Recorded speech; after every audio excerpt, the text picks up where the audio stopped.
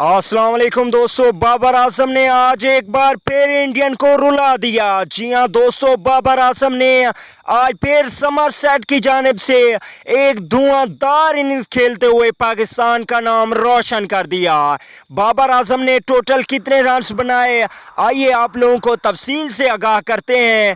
बाबर आजम ने ओपनिंग करते हुए बेन डॉन और बाबर आजम ने ओपनिंग की तो 100 रन्स की पार्टनरशिप जड़ दी।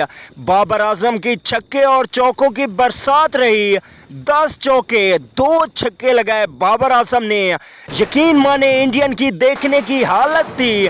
बाबर आजम के छक्के और चौके देखकर इंडियन फैन रोने लगे और समरसेट को कामयाबी दिलाने के पीछे बाबर आजम का बड़ा हाथ है। बाबर आजम ने 83 रन्स बनाए और 10 चौके और 2 छक्के जड़े। जबरदस्त इनिंग्स और कितनी गेंदों का सामना किया आप लोगों को बताते चले।